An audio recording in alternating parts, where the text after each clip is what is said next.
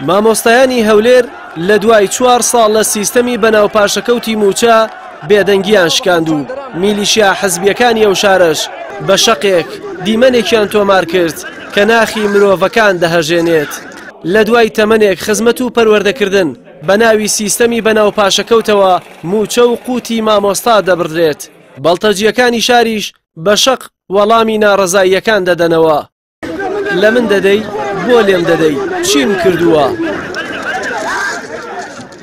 وتەی ئەو مامۆستایەیە کە سەرڕیشی لە خزمەت و پەروەردەکردنی منداڵەکانی شاردا سپی کردووە کە لەو کاتەدا میلیشیایەک بە دەستەکانی گرتوویەتی و میلیشیایەکی تریش لە دوورەوە دێت و بە شەقێک پەلاماری دەدات کە تەنها تاوانی ئەوەیە هاتووە بۆ وەرگرتنەوەی بژێوی ژیانی.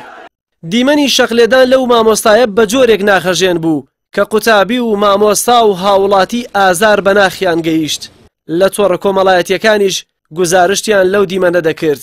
آخر مامۆستا لە هەموو وڵاتێک هەر مامۆستایە، مامۆستای دکتۆر و ئەندازیار و پزیشک و دادوەر و تەنانەت مامۆستای سیاسیەکانیشە، مەگەر میلیشیا یان سیاسیەک بێ مامۆستا و پەروەردە بێت کە دوور بێت لە ڕەوشت و ئەدەبی کۆمەڵایەتی و نزیک بێت لە کۆیلەیی.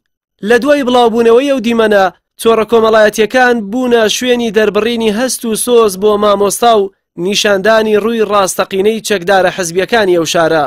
شاعیرێک لە تۆڕی کۆمەڵایەتی فەیسبوک دەنووسێت: سەدا فەرین و هەزار ستایش بۆ شەقوەشێنی ئازای ئاسایش، بۆ سیمای ئەمنی سەردەمی سەدام بوو بە جوانترین جۆری ئارایش.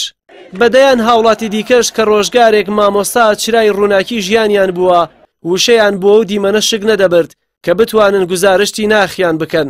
ئەوەی تا هەنووکە بێدەنگی هەڵبژاردووە لەو دیمەنە و بێدەنگیشی مەترسیە لەسەر پاراستنی شکۆی مامۆستا. وەزیری پەروەردەی حکوومەتی هەرێمە کە سەرڕای بێدەنگبوونی لە ئێرش و پەلاماری میلیشیاکانی حیزبەکەی بۆ سەر مامۆستایانی ژن و پیاوی هەولێر بێدەنگیشە بەرامبەر شەقێک کە لە مامۆستایەکی بەتەمەن دەدرێت و تەنها تاوانیشی دەنگ هەڵبڕینە دژی دزینی قوت و موچەی مانگانەکەی.